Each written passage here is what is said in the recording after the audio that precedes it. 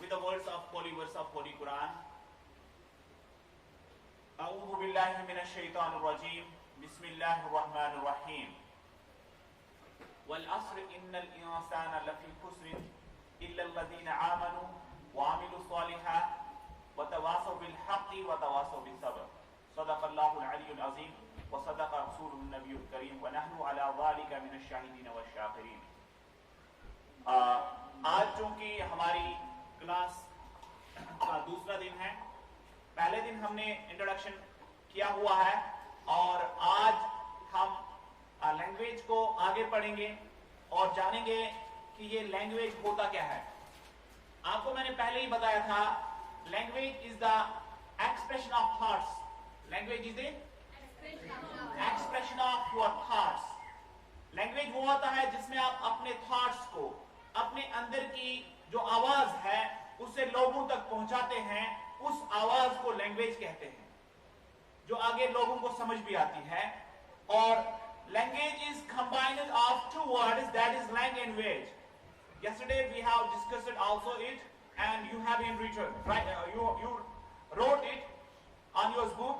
Now language means conversation. Language means conversation and wage means proper arrangement. Proper arrangement.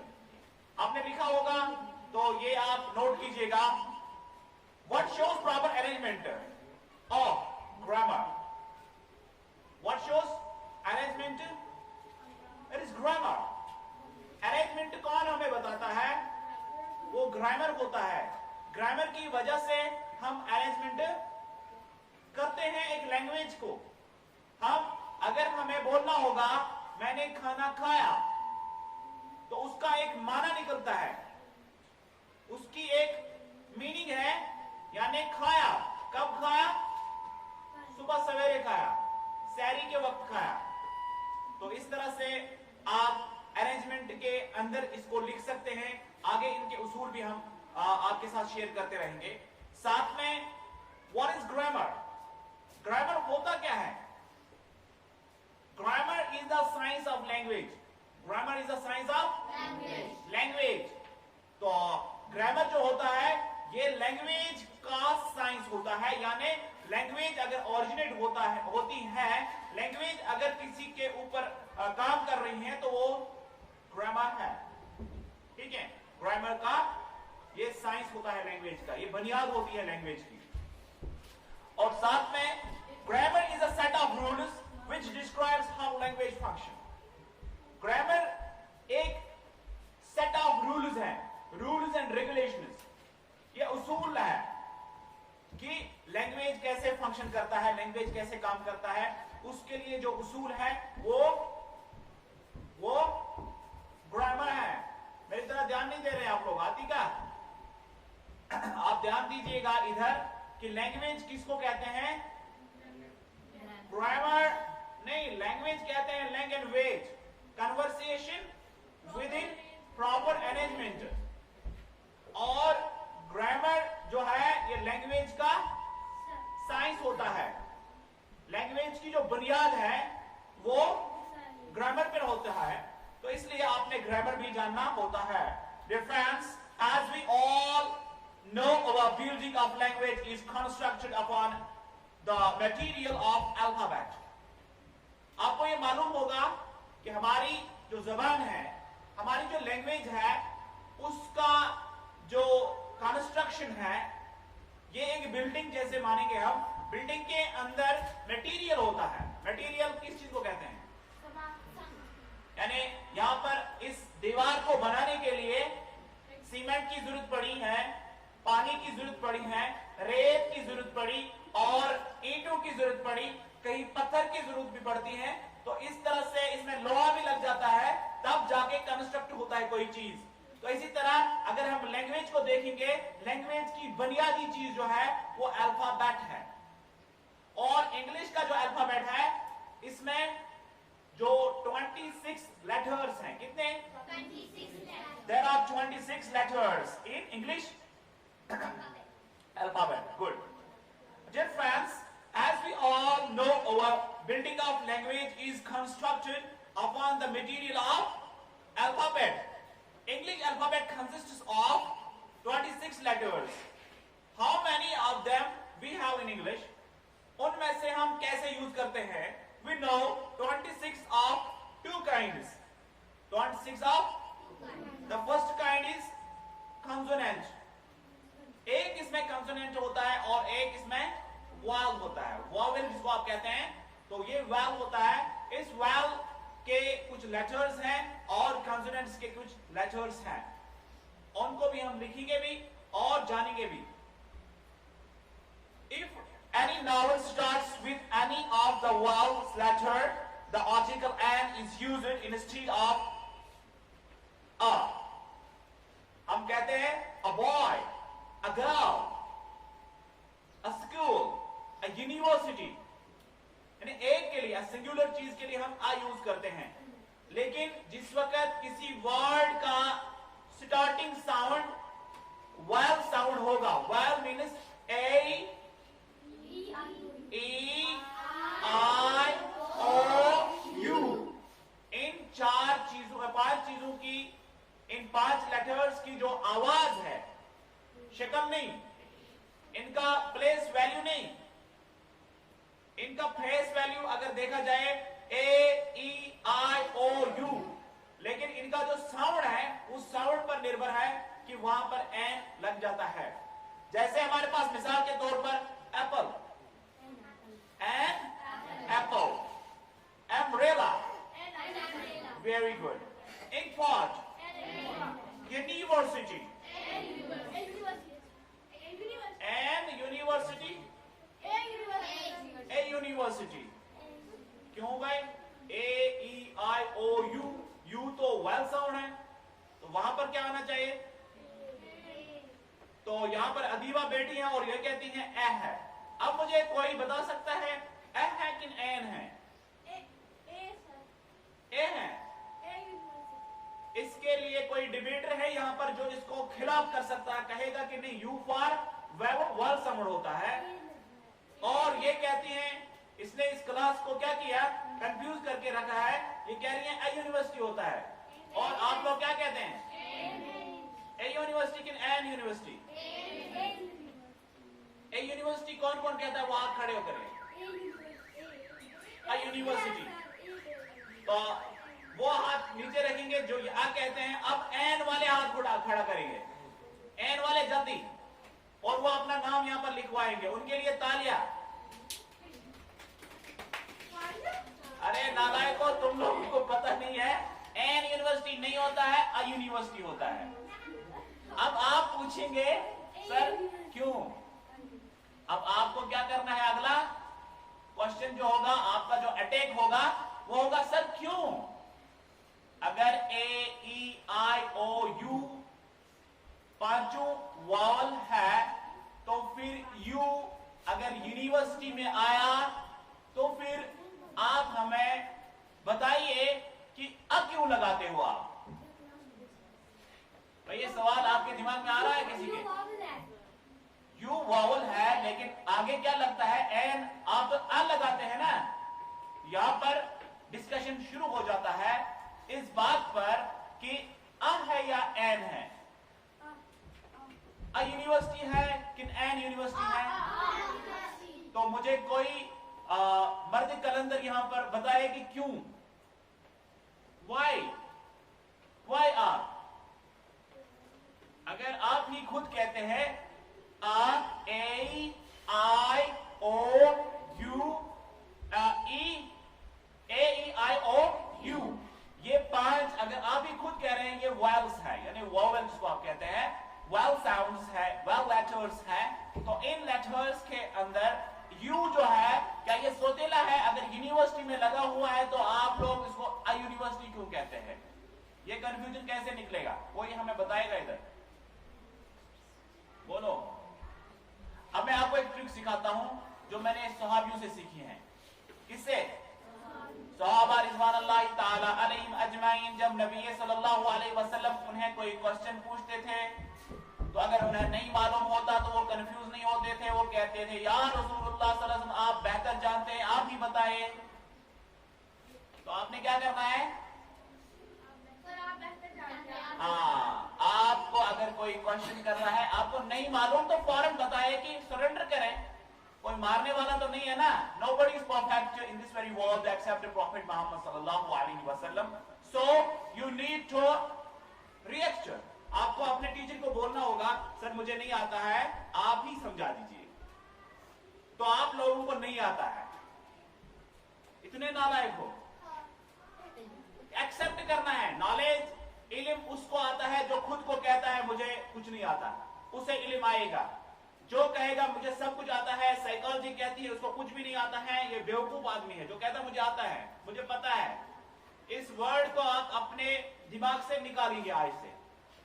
अगर आप जानते भी होंगे तब भी अगर कोई सामने बोल रहा है तो आप देखोगे उसमें हो सकता है कोई नई इंफॉर्मेशन होगी। अगर आपने कहा मुझे पता है तो वो अपनी इंफॉर्मेशन को रोकेगा। अगर वो कोई नया सिखाना चाहता था तो फिर वो आपको नहीं पहुंच पाएगा। इसलिए आप कहोगे कि मुझे नहीं पता है, आप ही बताइए। ठीक है, ये उसूल सीखा, कैसा लगा और कैसा है आसन?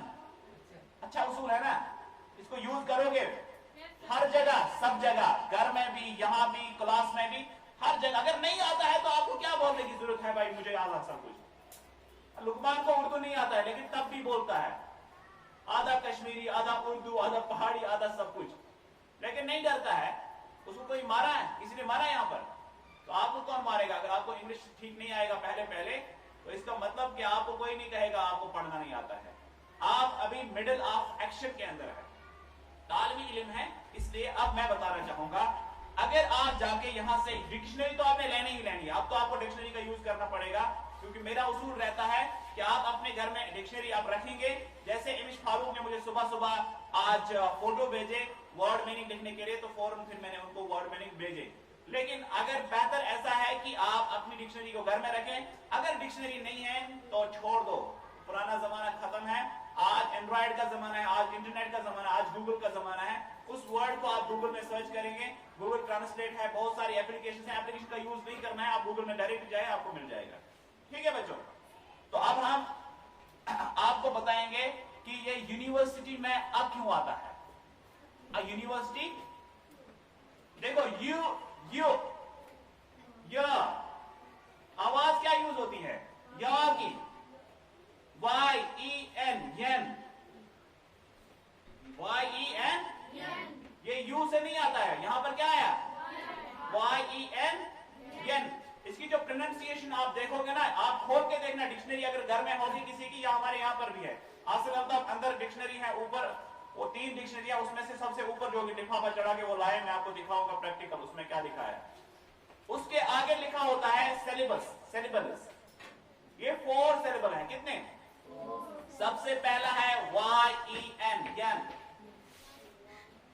VE स्टार्ट का मतलब होता है आर, यूनिवर्सिटी,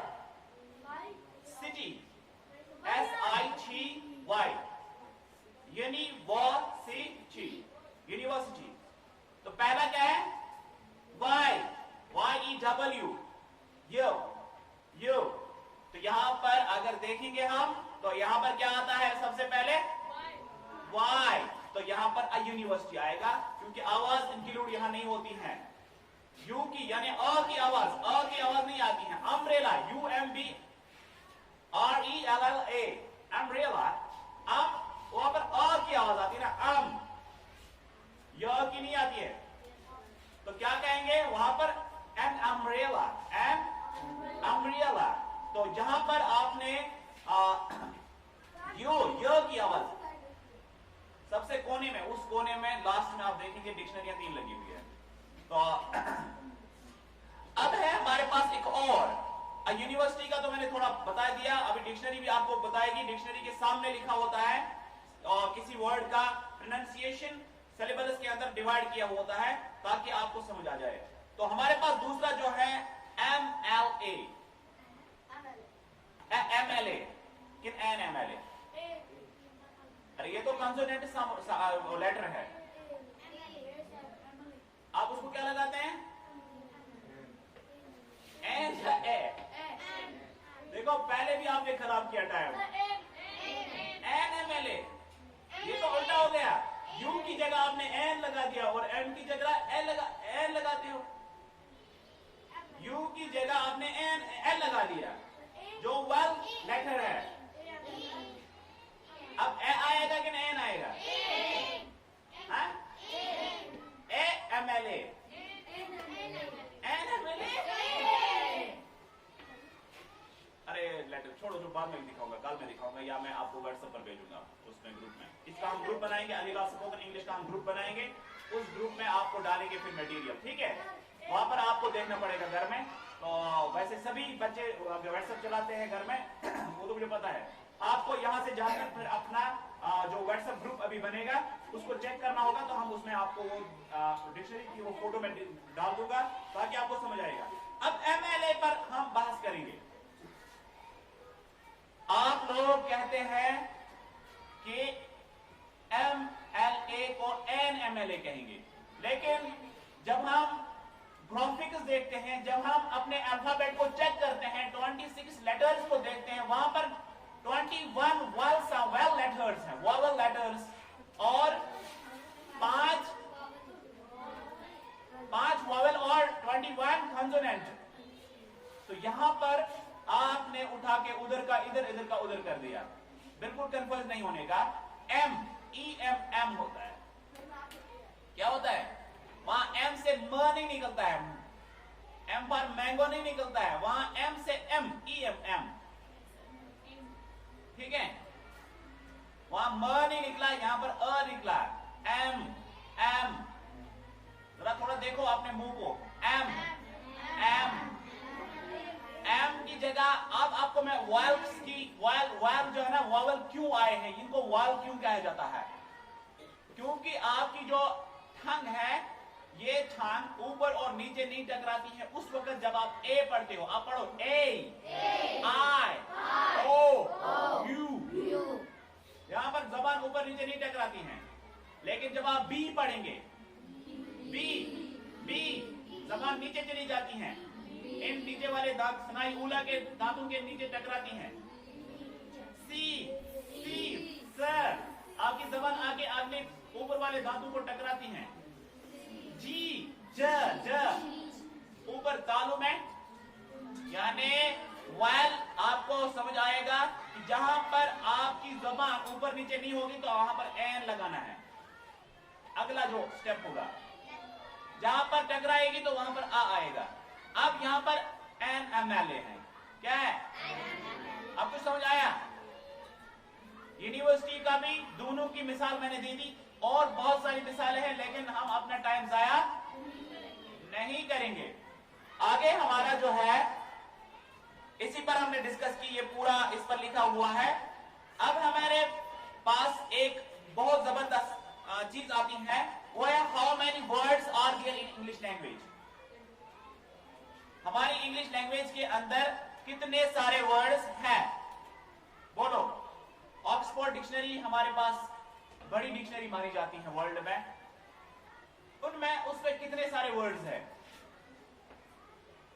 नहीं बता पाओगे। यहां पर मैंने लिखा है 171476 वर्ड्स वहां पर है।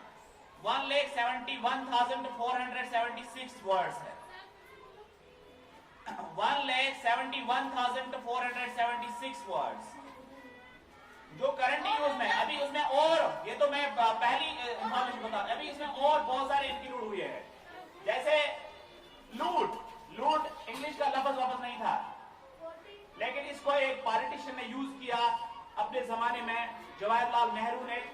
उसने कहा इंडिया, ब्रिटेन लूटेड इंडिया, और लूट उर्दू का लफ्ज फिर इंग्लिश में आ गया, फिर डिक्शनरी में भी चढ़ा है। 1,71,476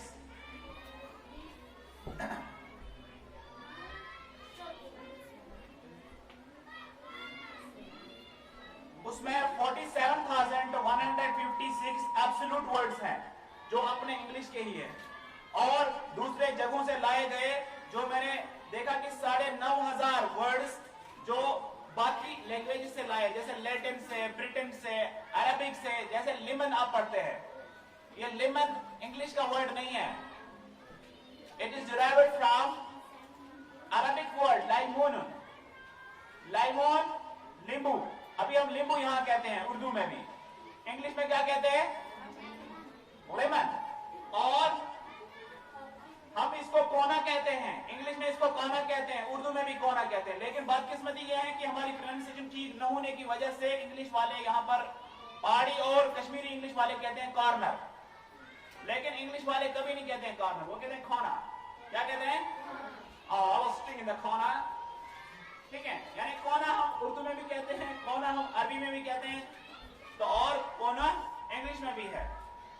तो इस तरह की बहुत सारी प्रोनाउंसिएशन में आपको बता दे रहा हूंगा। लेकिन हमने यहाँ पर वर्ड्स की बात की, मैंने ये वर्ड्स क्यों यहाँ पर इस्तेमाल किए, कितने वर्ड्स हैं, क्या मसला है, क्यों मैंने ये यूज किया यहाँ पर। क्या आप सभी वर्ड्स याद कर सकते हैं? बोलो भाई, सभी वर्ड्स किसी को याद होंगे? वसीम साहब बैठे हैं एमए करके और मैंने भी एमए करके रखा है। अब वसीम साहब से कसम रखो, बोलो कि आप में इसमें से कितने वर्ड याद है? एमए करके है, कितने वर्ड? 1,71,000 वर्ड इसको याद होंगे? नहीं होंगे।